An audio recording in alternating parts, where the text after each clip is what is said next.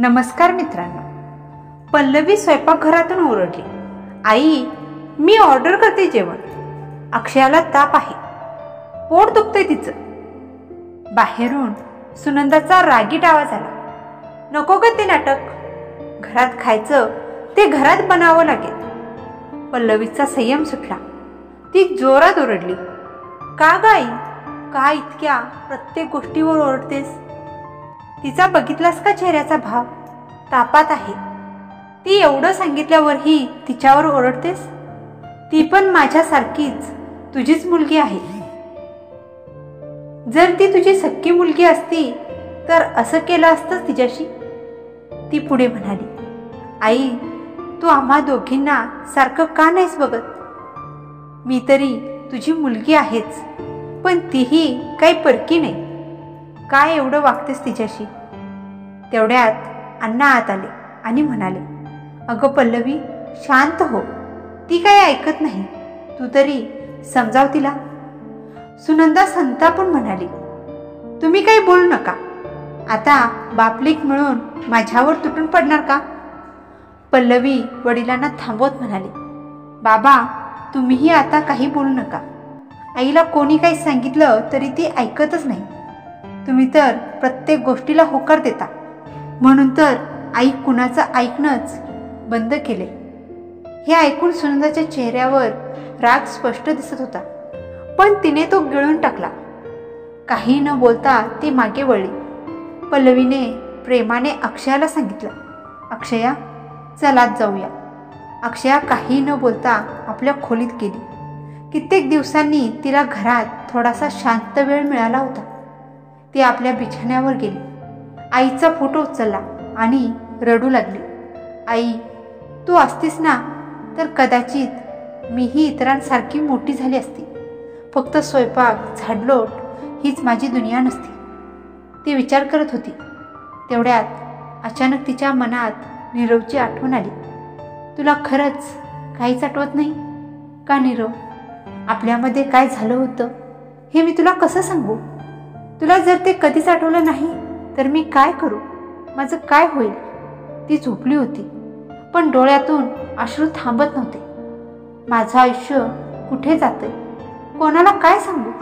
अक्षया मनातल्या मनातच सगळं सहन करत होती. ओल्या डोळ्यांनी दुःख गिळत ती झोपून गेली. ती झोपलेली असताना पल्लवीने तिला उठवलं नाही. संध्याकाळी जेव्हा अक्षया उठली तेव्हा पल्लवीने तिला प्रेमाने गरम केलेलं जेवण वाढून दिलं. खा ग दीदी, काहीतरी खा. पल्लवीच्या आवाजात खूप आपुलकी होती. तेव्हा अक्षया थोडं थांबली.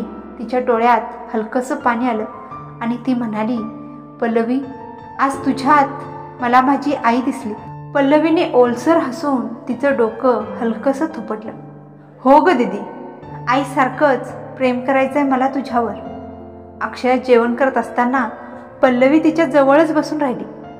अक्षयाचं जेवण झाल्यावर ती ताट घेऊन बाहेर गेली. त्यावेळी नीरव फार अस्वस्थ होता. तो रोज संध्याकाळी अक्षयाच्या घराच्या आसपास घुटमळत असायचा. आज तर ती आलीही नाही. का गेली असेल असं अचानक? तो स्वतःशीच विचार करत होता. दिवस पुढे जात होते आणि अक्षयाने नीरवशी बोलणं जवळपास बंदच केलं होतं. पूर्वाशी तिने कमीच बोलणं केलं. नीरवने किती वेळा प्रयत्न केला, पण अक्षया त्याला संधीच देईना. कॉलेजमध्ये सगळ्यांपुढे काहीच बोलायला तो धजावत नव्हता. अक्षया त्याला कधीही एकटी दिसत नव्हती. नेहमी क्लासमेट्स किंवा कॉलेजमधल्या इतर मुलांमध्ये असायची. कधी एकटी दिसेल तेव्हा काहीतरी बोलून घेईन, नीरव मनात म्हणायचा. अक्षया नीरवपासून जाणीवपूर्वक दूर राहत आहे हे बघून शशांक नावाचा मुलगा, ज्याला अक्षयाने नकार दिला होता, त्याला संधी मिळाली.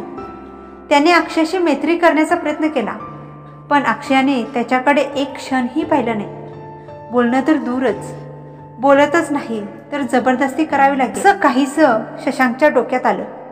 एका दिवशी कॉलेज सुटल्यानंतर अक्षया एकटी बाहेर पडत होती. शशांक तिला गाठून जबरदस्तीने कॉलेजच्या एका सुनसान जागी घेऊन गेला. अक्षया घाबरून ओरडत म्हणाली, काय करताय तुम्ही? सोडा मला, मला खूप भीती वाटते. शशांकने थोडा वेळ तिला थांबवत म्हणाला, भिवू नकोस अक्षया, जसं तू समजतेस तसं काही नाही. मला फक्त थोडं बोलायचं होतं तुझ्याशी, पण तू मला संधीच दिली नाहीस म्हणून असं केलं. त्याने तिचं हात सोडलं. मला तुझ्याशी काही बोलायचं नाही, प्लीज मला जाऊ दे, अक्षया म्हणाली. ठीक आहे, पण फक्त 2 मिनिटं ऐक, त्यानंतर तू जाऊ शकतेस. शशांकने थोडं पुढे होत तिचे दोन्ही हात पकडले आणि म्हणाला, अक्षया, मला तू खूप आवडतेस. मी पहिल्यांदा तुला बघितलं तेव्हाच ठरवलं, लग्न करायचं असेल तर तुझ्यासारख्या मुलीशीच करेन. मी तुझ्या घरच्या परिस्थितीबद्दल सगळं जाणून घेतले.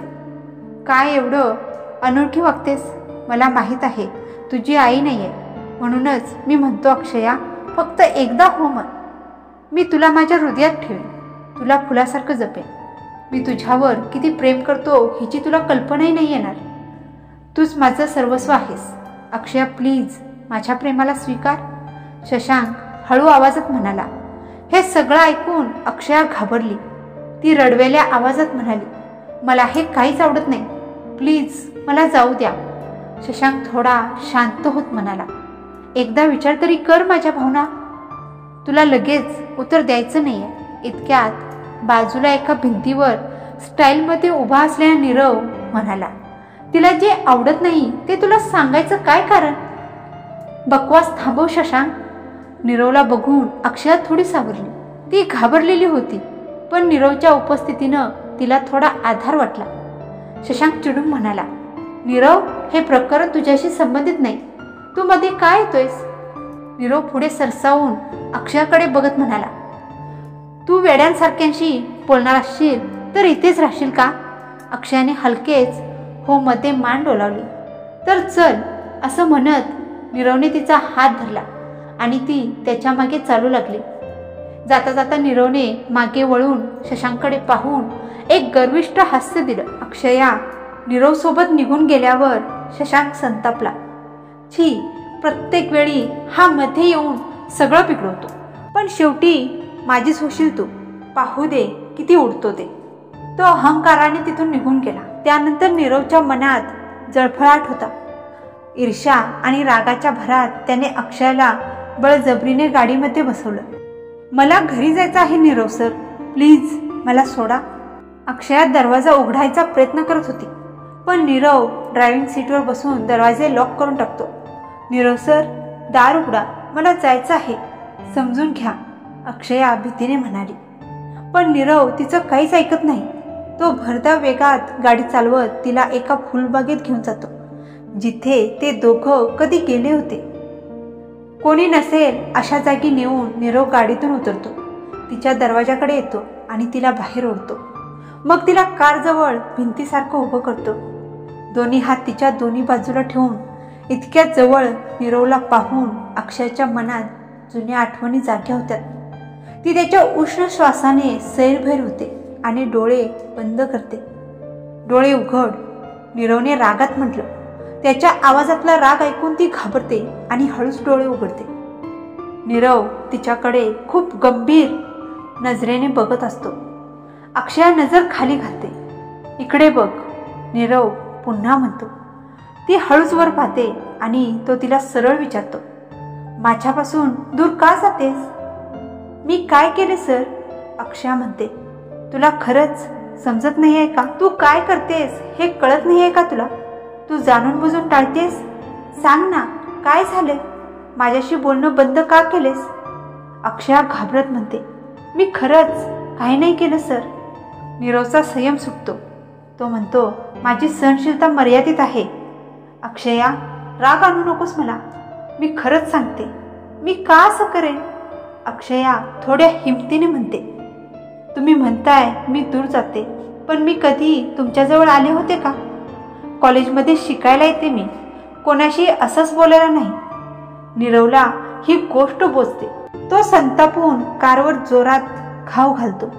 अक्षया घाबरते, डोळ्यात पाणी येतं. ती रडत रडत त्याच्याकडे बघते. तो म्हणतो, का असं अनोळखी वागत आहेस? काय कामधंदा नाही का मला, की रोज तुझ्या मागे फिरतो मी? काय एवढा त्रास देतेस मला? मी तुझ्याशी बोलतोय, तुला कळत नाही का? मी इतकं का मागं लागलोय तुझ्या? का तुला काहीच कल्पना नाही का? नीरवचा आवाज अचानक उंच झाला. अक्षया हिचक्या घेत रडत होती. आधी हे रडणं थांबव. असंच रडत राहिलीस तर यावेळी तुला मार खावं लागेल. मी सांगतो, नीरव चिडून म्हणाला. अक्षयाने डोळे वर करून रागाने नीरवकडे बघितलं. तरीही तिच्या अश्रूंनी तिचा चेहरा ओला होता. रडत रडत ती तशीच उभी होती. इतक्या रागात असून सुद्धा नीरवला तिचा रडणारा चेहरा पाहून हसू आलं. मी तुला का फॉलो करतोय तुला कळत नाही आहे? सांग, तुला काहीच समजलं नाही का?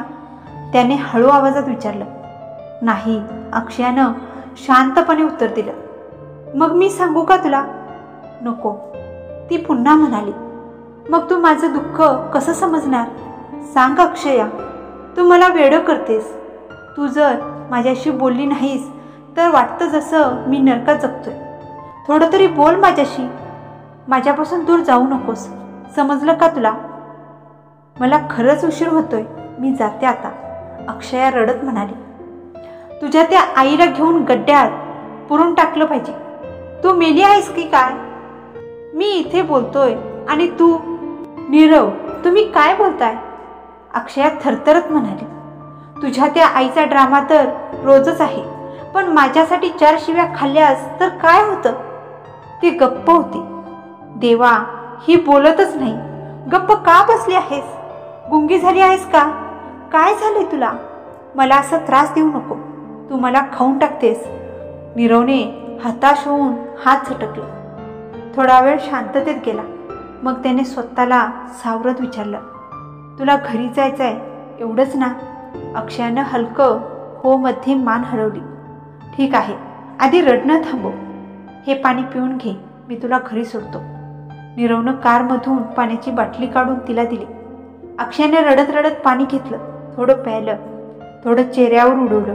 मग आपल्या दुपट्ट्यानं चेहरा पुसला आणि नीरवकडे पाहिलं. जणू विचारत होती, चला आता, तू घरी जायला तयार आहेस पण माझ्याशी बोलायला नाहीस, बरोबर? नीरवनं थेट विचारलं. अक्षया काहीच बोलली नाही. ठीक आहे, पाहूया किती दिवस असंच राहतेस ते, असं म्हणत नीरवनं तिला ओढलं आणि घट्ट मिठीत घेतलं. तो स्पर्श अचानक होता. अक्षया थबकली. तिच्या मनात विचार आला, मी आमच्यात घडलं ते विसरण्याचा प्रयत्न करते, पण तुम्ही पुन्हा तेच आठवण करून देता आहात सर. ती अजूनही कारमध्ये बसली नव्हती. नीरवनं हॉर्न वाजवला. त्या आवाजात ती भानावर आली. मग हळूहळू जाऊन गाडीच्या बाजूला बसली. त्यांची सगळी वाटचाल शांततेत गेली. गल्लीत पोहोचल्यावर नीरवनं गाडी थांबवली. अक्षया खाली उतरली. एक क्षण त्याच्याकडे पाहिलं आणि घराकडे वळली. नीरव तिच्याकडे पाहत विचार करत होता, कितीही नाटकं केलीस तरी शेवटी तू माझीच होशील. तू काही दिवस असंच राहू दे, पण नंतर मी तुला दाखवीन. तो तिथून निघून गेला. घरी गेल्यावर अक्षया आपल्या खोलीत गेली.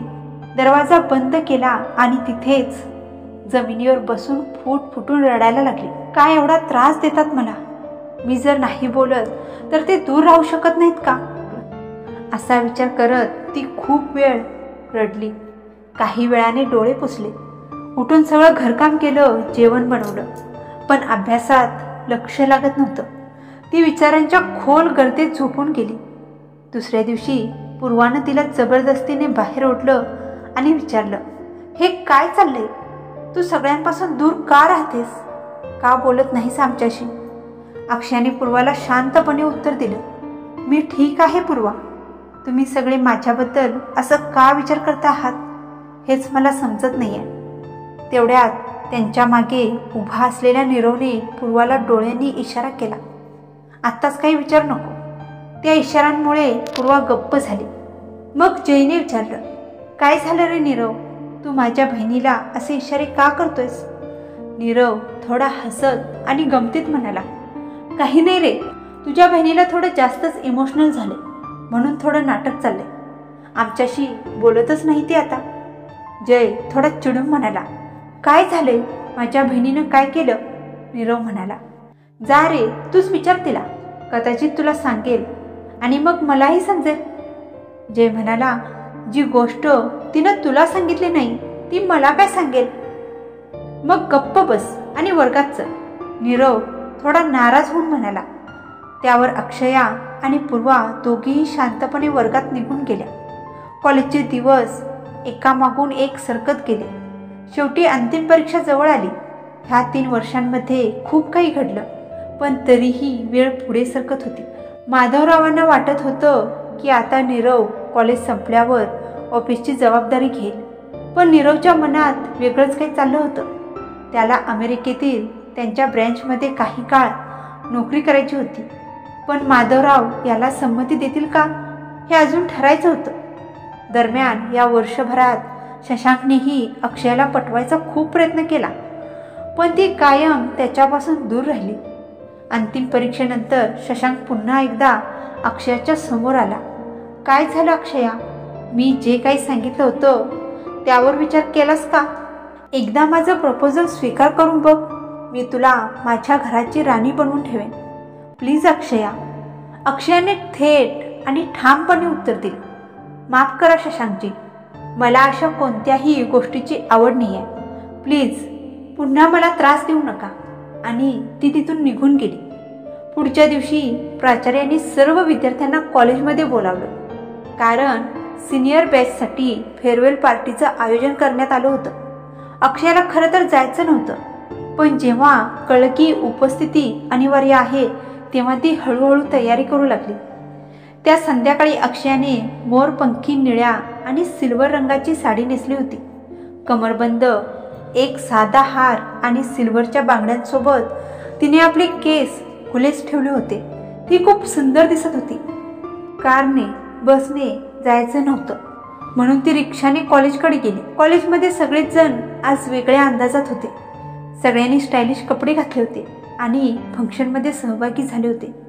आणि आपली नीरव बाबा, त्याच्या नजरा तर फक्त अक्षयाकडेच लागलेल्या होत्या. आजही तो तिची वाटच पाहत होता. आणि मग त्याच्या प्रतीक्षेला यश आलं. अक्षयाने त्या निळ्या साडीत कॉलेजमध्ये प्रवेश केला. नीरवचा चेहरा आनंदाने फुलला. तो तिच्याकडे जायला लागला, पण अगदी त्या क्षणीच शशांकमध्ये आला. हाय अक्षया, तू या साडीत इतकी सुंदर दिसतेस की सांगू शकत नाही, शशांक म्हणाला. अक्षयाने एक क्षणासाठी शशांककडे पाहिलं आणि काही न बोलता तिथून निघून गेली. अक्षया, मी तुझ्याशीच बोलतोय, शशांक ओरडत म्हणाला आणि त्याने तिचा हात पकडला. तेवढ्यात अंधारात उभा असलेला नीरव, जो दुरून हे सगळं पाहत होता, पुढे आला. त्याला आधी ओळखलं नाही, पण तो पटकन पुढे सरसावला.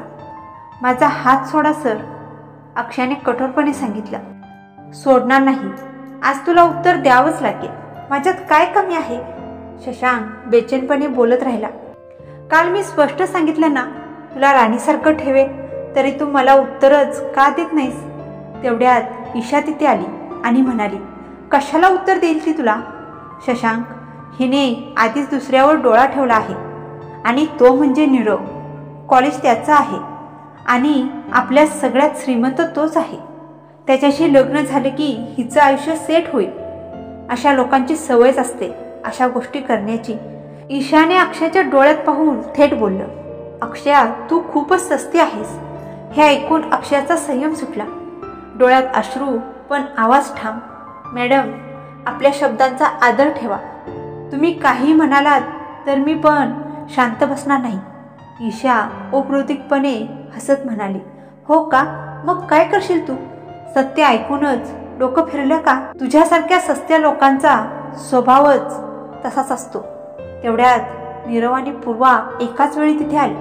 नीरवने ईशाच्या गालावर आणि शशांकच्या हातावर जोरात चापट मारली. जर ती तुझ्याशी बोलत नाहीये तर काय तुझं डोकं काम करत नाही का? प्रत्येक वेळी बोल ना करत धमकावत राहतोस. आणि आज जर तिचा हात धरायला गेला आहेस, इतकी हिंमत आली कुठून? इतकं बोलून नीरवने शशांकच्या जबड्याला जोरात एक ठोसा दिला. हे बघून शशांकचे मित्र आणि नीरवचे मित्र सगळेजण तिथे गोळा झाले. जय धावत आला. काय झालं रे नीरव? तो विचारतो. नीरव म्हणाला, ही त्याच्याशी बोलत नव्हती म्हणून ह्याने तिचा हात धरला. जय गडगडात आवाजात शशांकचा कॉलर पकडून म्हणाला, जगायचं नाहीये का तुला? शशांक संतापून उत्तर देतो, मी त्या मुलीशी बोलतोय. ह्या प्रकरणात तुझं काहीच नाही. शांतपणे बाजूला हो. नाहीतर मी तुझी अवस्था खराब करीन. अरे तू माझी काय अवस्था करणार? जयने उघड आव्हान दिलं. शशांकची गँग आणि नीरवची गँग एकमेकांवर तुटून पडायच्या तयारीत असताना तेवढ्यात एक प्राध्यापक तिथे आले आणि ओरडले, हे काय चाललंय? सगळे निघा इथून, फंक्शन आहे आणि तुम्ही हाणामारी करताय. त्यांनी दोन्ही गटांना समजावत रागावून तिथून हटवलं. सगळे पांगल्यानंतर पूर्वा ईशाकडे वळली, डोळ्यात राग आणि चेहऱ्यावर संताप. तुला काय प्रॉब्लेम आहे? जर ती आमच्याशी बोलते तर तुझं काही जातंय का? पुन्हा तुझ्या तोंडून असं घाणेरडं काही ऐकलं तर मी तुझी जीभच कापून टाकेन. हे कॉलेज आहे, गल्लीतला ड्रामा नाही. मग काय मित्रांनो, कसा वाटला तुम्हाला आजचा भाग? आवडला ना? आवडला असेल तर एक लाईक आणि कमेंट करायला विसरू नका. त्याचसोबत चॅनेलवर जर नवीन असाल तर सबस्क्राईब सुद्धा करा. भेटूया पुढच्या नवीन भागामध्ये. तोपर्यंत धन्यवाद.